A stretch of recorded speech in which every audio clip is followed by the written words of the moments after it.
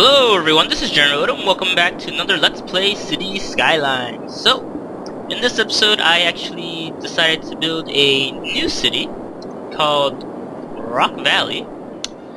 And here you can see that I have multiple districts. I have Cooper Heights, Middle Park, Birdsong Park, and all these other places.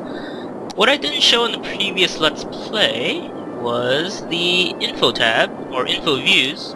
Here you can actually see what building is powered and how the grids are related.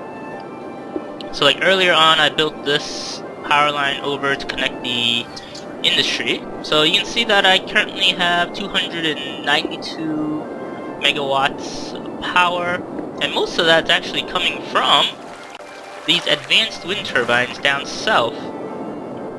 So far I bought 2 additional districts, or I think these are called areas. So 2 additional areas. Primarily the one I bought over here was because I thought I was going to get some wind turbines there. It turns out there wasn't enough power over there. So over here each one of these produces about 20 megawatts, and then over here, well, 13 megawatts, 7, 8, not as much, so you get the best bang for your buck here. This area I think is called Greenview, or at least the map name, and if you just use wind turbines, you're not going to have enough power at the beginning, so you kind of need to expand down here to get all the electricity, and then this will basically power up, your whole city in this one area. So let's go into the other tabs, or other views. You can see the water availability. We're going downstream with our water treatment plants over here, and then water treatment, well, just water pumping there. And then we also have a bridge over there on the highway, which I will have to buy in the next video. But so far I'm just kind of showing you the status of this new city. I built up the infrastructure so that everyone's fairly educated. As you can see here, there's elementary schools throughout the area, and then you have the university, which is all the way down over here. And let's see, the health is pretty good, only 2 hospitals, and then we have the levels. So levels are actually fairly important in this game. Basically, each building right here can level up between 1 to, I believe, 5. So every building can do that. You can see right here, this one's a level 2, I guess 2 out of 3 for industrial buildings. And then residential is usually out of 5, commercial is out of 3, I guess. And then, let's see, office zones are out of 3 as well. Yep, so actually you can see it all right here in this legend right there. So basically what levels do is, each time it levels up, you get additional density added. But also, if you decide to raise taxes, they're more likely to stay. And you can see the wind factor, kind of, where the heavy winds are, so you can build better wind turbines. And then the traffic in the city, well, could definitely be a little bit better. These are medium density roads. So let's see, if I get out of this view, you can see that this is actually not a medium density, it's a high density. You can see the garbage trucks, the park. And I actually invested in public transportation. Well, not invested, well, I guess I invested more time. So it's a little bit better structured this time around than the previous videos. Currently we have 533 citizens ride it per week. But more or less what I decided to do was, alright, you have Middle Park here, which is 1 district. Let me show you guys the districts that are mapped out. There's currently 1, 2, 3, 4, 5 different residential zones and 2 industrial zones, with a mix of commercial within each residential zone. So if we look here, you can see that Middle Park has a lot of low density, and then I kind of grouped up the commercial zones, or yes, the low density commercial zones kind of closer together so that more or less, the neighborhood can drive to like this one area and share these shops. And you can see here that we could use some more commercial zones. and I kind of littered them in similar areas where the people can kind of go to them. Like you see right here, this one's a pretty big commercial zone. Everyone can just leave their residential buildings and come through this main road. So we do have a main road coming off the highway. There's a little bit of traffic backed up, but this is a 6-lane one-way. And then we go into a rotary here. I couldn't build this one out because we actually ended up creating a slope that I couldn't build right here. It would have been nice if I could just have 2 6 lanes, but I mean, there isn't a lot of traffic going down that way anyways. And what's neat was, which is not currently in this video, was that there's actually like motor gasoline stations that were here, but they've since upgraded since then. So if I click on this guy right here, now it's a drugstore. And I decided to, you know, build using the rotary and add some shops, maybe get some more commercial density. And here you'll see that we actually have a pedestrian bridge. So if you go into the decoration tab and go into the paths, you can actually build pedestrian bridges and paths. And you might be wondering, oh, well, how do I elevate it? Well, to elevate, you just hold down and then you hit up, or press page up to build a higher bridge. So see it here, up, down, page down is to, you know, go back down. And this is kind of helpful because it kind of reduces people's need to use the green and red lights, or red and green lights here, or traffic lights. Come over here, and you're like, oh, okay, I'm gonna go to the industrial zone. I just noticed that there was just a ton of traffic right here, people crossing, and it's still gonna happen because I decided to add these shops here, but I think it's definitely a very useful feature that, you know, you can build pedestrian paths. Alright, so here is just all industrial zone, and I left all of my land, what are these called? Landfill sites right here, and I have incineration plants here as well. But let's continue on with the pollution. So, one of the things I've learned since playing SimCity 4 is you really gotta always separate industrial from everything else. So right here you see that there's just poop everywhere at Copper Heights and Sunset Park. Oh, Sunset Park is filled with poo! And then the water treatment plant is pretty close by to that. And let's see, we have the noise pollution, you know, industrial zones usually much louder. And over here it's kind of loud, mainly because we built like a main path for everyone to travel. So I'll get to that in a moment, but you know, here's our fire, here's our crime, 5%. And what's neat is, once you build these rotaries, you can actually put like your police and fire departments here.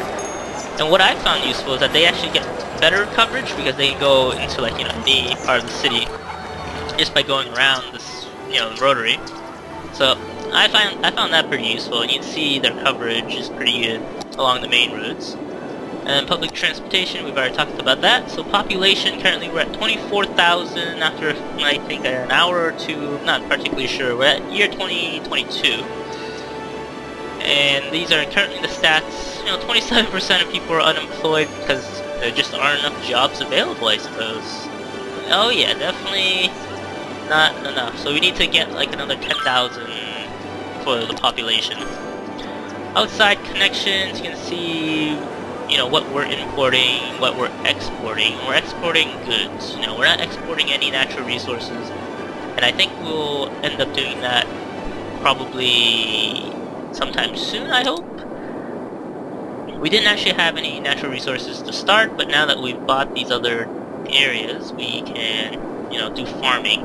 Actually, I kind of want to see what happens with the farming over here. Although it's kind of close to my residential zones. This shouldn't cause too much pollution. So here's the land value. You can kind of see that, like, towards these bigger roads, the land value starts to go up, and most of it's neutral. And the districts, and then I don't think I've enacted too many policies. Actually, I don't think I have any policies. But, you know, we're making a profit for 14,000 per month, or per week, weekly income. Let's see, so 41 sims per metric square. Average land value, not bad. Over here, 43, 32 over here, 38. So residential zones are very high land value. And then here we have Poopsville. Just one sims. And then here's 4 sims. So the industrial zone, not a lot of high value. Not very high value. So let's leave it on the traffic tab. As you can see, actually, let's not do that. Let's get rid of this tab. Where is it? Let's just do that. Okay. So let's explore the city a little bit. You know, here we have a bus stop, which frankly has a mob of people just waiting for the bus. And this is the farthest I can zoom in, unfortunately. But you can actually click on individual sims with a C and see where they're going and, you know, what they're doing. And this is actually a university, so not bad. Let's take a look at the economy tab. Currently, we might be making a profit. We're fluctuating between a profit and these are actually our operating expenses. So we're losing money sometimes. Sometimes we're making a lot of money. But you can also see how much money we're spending on road services, health, and all these other things. And citizens are currently paying a ton of money using our commercial zone, so that's pretty good. And you can see the different levels that they're shopping at. So level 3s, they're obviously shopping at a lot. I don't think we have too many level 1s, that's probably why that is there. We just left the default, you know, taxes. Power and electricity is always going to be pretty high up there in terms of the budget. One of the things I really wanted to show you guys was, alright, so how do you get a building to level 5? I mean, you can just zone them, but then what happens then? When you hear the, like, the bell, whenever you plop down, like, let's say a park, that's the building leveling up. So here, you know, I built a fair number of parks and like leisure places. You know, the more green it is, the better. Now you see right here, it's not doing too well. So as an example, I'm gonna put this guy right here. Actually, let's see.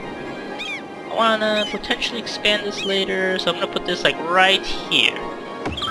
So you hear that ringing bell? That ringing sound is, these are the buildings starting to level up. You know, this guy, let's see, so this guy's starting to level up. You can see, basically, it increases the land value, and people are more likely to build better houses, I suppose, in this. So we kind of littered that all around. We're trying to keep everything high in terms of the leisure accessibility. So, you know, this area is high density, and one of the things I really want to mention is, be careful of where you place like your permanent buildings, like a university. If you know you're going to be expanding later, place down, you know, a 6-lane, a high-density 6-lane road. Because once you plop it down, or once you plop this university down, this road is gonna stay. You can't upgrade the road anymore. It's done. So to save yourself some money, what I did is, you know, I put them on roads that I know that I'm going to use very actively. So like this is like my main road across the city, right? This is more or less like the highway, and it goes, you know, it connects to a rotary, and you see that these are all 6 lanes, and it can go to, you know, the industrial zone, to the other residential zones. But more or less, you travel across these really long roads, go into a rotary, you know, hang out with the hot dog van, and just follow where it's going. It's delivering goods to organic foods, and it's, you know, just traveling along this beautiful city. That's, and now, it, you know, it unloaded some hot dogs at this building, and now it's going to the commercial center. And actually, this is pretty neat. I do like the fact that you can follow the different cars. In this case, a hot dog vehicle. And you also want to try to reduce the number of intersections, because intersections will cause, I guess, a traffic jam, gridlock, and whatnot. And now we're going to the new commercial center. So, let's see where this guy goes. I mean, this is probably the first time I actually followed a hot dog van across the city. And this is actually really neat. There's actually additional mods that actually allows you to go into a thing like first person mode. Or, you know, even further down, like the eyes of like the Sims themselves. Just like walking through your city. And let's see, this guy is going somewhere. A 24% load of hot dogs. But I think he actually decided to go back to the rotary that we were at earlier. So that he can, let's see, where is he gonna go? Gonna take it right? Yep. And you can see the city at a lower level, I suppose. Or street level would be more appropriate. And you can see like the bus stops, people are just waiting for buses for days on end. And you know, we're going at normal speed just so we can see what's going on. But there's another rotary here. I don't know if we'll ever end up getting there, as man, this is taking a lot longer than I expected, but hey, this game is pretty sweet so far. Definitely build rotaries. You can build rotaries at the roads tab, and you can just go into the intersections, and you'll have the option to build large roundabouts or small roundabouts. I started off with a small roundabout, and then I upgraded it to 6-lane one-ways, and then there's all these clover leaves and whatnot. Alright, so we're still following the hot dog truck. Oh no! Okay, there we go. Alright, so going back to that place to deliver the last load of hot dogs. And now it's returning to its original facility, so it's made its delivery over the course of the week. And you can see the statue right there, that's the Statue of Industry, as we travel through the industrial zone.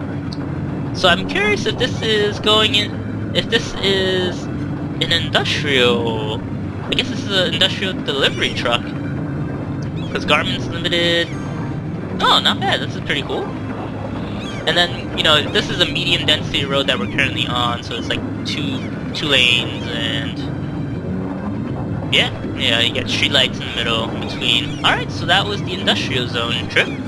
So we're at Garments Limited, and yeah, basically traveled across the city, you know, to like these like higher value, high density residentials. And you'll notice that for high density, I made sure to build 6-lane roads, as you can see here, and a little differently from the previous way I did it.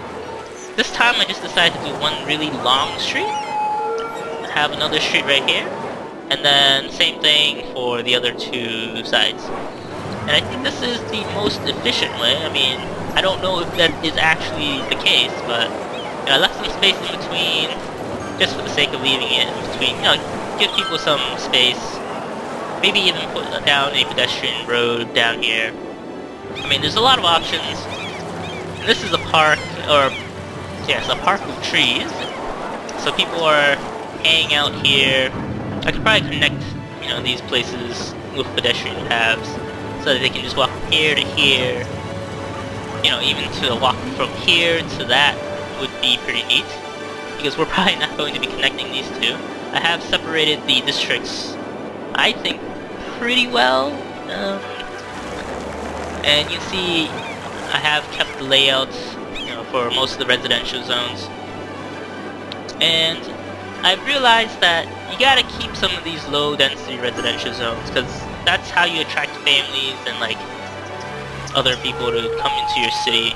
So if we look at the economy tab, you know, we're making a little bit less money, but high density primarily attracts young adults, and you kind of want a mix of people living in your city. So here you can see the distribution of adults, families, mostly seniors, and sure, there are families living in these high density ones, but I think, you know, it's nice to have the suburbs. That's all. And then I've only built bus paths. One of the things that I made sure to do was, alright, each district has their own bus path locally. And then there will be, I think there's currently 2 bus paths that go across the city. So, you know, it'll start off at this district, go to Copper Heights, go to this one, but it only stops once. I mean, that's the key. The ones that go, you know, between the different districts can only stop once, or maybe twice, depending on how big or popular the district is. Like, you know, I leave one in front of the... Oh man, what the heck is this? No, well, I leave one in front of the university. Some key locations that you see here that this one's just traveling across the different districts. But we have, you know, a few bus lines, so that's pretty nice. I'll probably start building a metro or train stations. I'm not entirely sure what I want to do yet, but I kind of want to show you guys. Alright, the city's definitely different from the previous Let's Play. There's roundabouts, and, you know, we bought additional districts, not even for expanding, just to get power, because I think this is the first map on the playlist, so you can check out this city and play it yourself if you like. And, you know, you can definitely go with renewable energy if you want to. It's up to you. And pollution, lots and lots of pollution. You know, you can see this. Let's see, where is that tab? Where's the poo tab? Poo tab is somewhere. Anyways, I just want to show you guys the city. I might have an update for this depending on how I expand. I have built a space elevator, another Let's Play, or rather another save game, but I found that this one was the most efficient of the bunch. You know, it kind of resembles a real city. You know, it's nice. It has its own different neighborhoods, and, you know, you have like downtown, kind of like right here with the university and whatnot. We kind of separated it so that there is less traffic jams, or fewer traffic jams in this case. Ooh, alright, so let's call this one done for now.